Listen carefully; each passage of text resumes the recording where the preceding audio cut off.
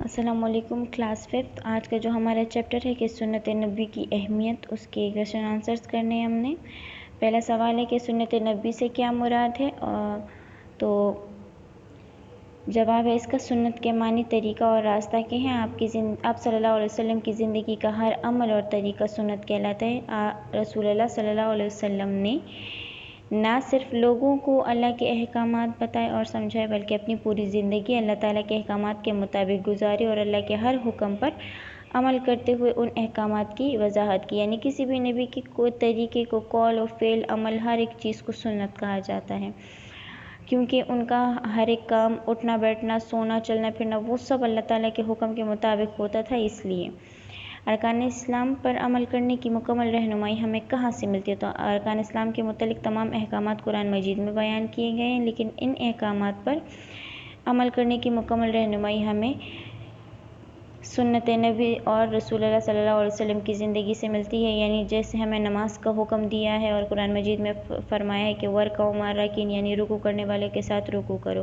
تو اب یہ سارا طریقہ، یہ سب کچھ ہمیں نبی اکرم صلی اللہ علیہ وسلم نے اپنی زندگی سے واضح کر کے بتایا۔ انہوں نے پھر ہمیں احادیث مبارکہ کے ذریعے سے بتایا ہے کہ رکوع کے لیے کیسے جھکا جاتا ہے، سجدے کے لیے کیسے جایا جاتا ہے زمین پہ، اور تمام نماز کا وہ طریقہ اور سب کچھ وہ ہمیں نبی اکرم صلی اللہ علیہ وسلم نے بیان بھی کیے ہیں اور پھر خود ان پہ عمل کر کے امت کو دکھایا بھی ہے۔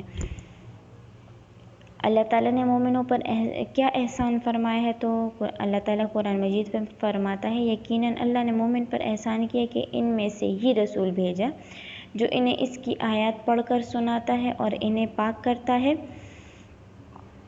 انہیں کتاب اور دانائی کی تعلیم دیتا ہے، یقیناً اس سے پہلے کھلی گمراہی میں تھے۔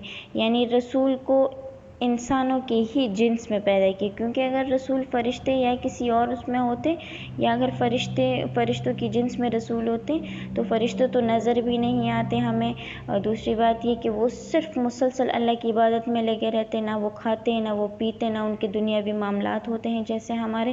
اس لیے اللہ تعالیٰ نے ہم پر احسان کیے کہ جتنے بھی رسول ہیں ان کو انسانوں کی ہی جنس میں سے پیدا کیا ہے، تاکہ ہم ان کی زندگی پر ہمیں عمل کرنا جو ہے تو وہ ہمارے لیے آسان ہو۔ اگلا سوال ہے کہ اتباع رسول کے بارے میں قرآن مجید کیا حکم دیتا ہے؟ یعنی رسول کی پیروی کے بارے میں اللہ تعالیٰ کیا حکم دیتے ہیں؟ اتباع رسول کے بارے میں قرآن مجید حکم دیتا ہے کہ اے نبی کہہ دیجئے کہ اگر تم اللہ سے محبت رکھتے ہو تو میری پیروی کرو، اللہ بھی تم سے محبت کرے گا اور تمہارے گناہ معاف کر دے گا۔ اگلا ہے کہ سنت نبی پر عمل کرنے کے فوائد بیان کریں۔ تو اس کا پہلا فائدہ ہے کہ سنت نبی پر عمل کرنے سے اللہ تعالیٰ کی محبت حاصل ہوتی ہے، ہماری زندگی کے تمام معاشی اخلاقی معاملات آسانی سے حل ہوتے ہیں، اور اگلا ہے کہ ہمیں دنیا اور آخرت کی کامیابی حاصل ہوتی ہے۔ سنت نبی پر عمل کرنے سے معاشرے کے حالات درست ہوتے ہیں۔ تو یہی ہے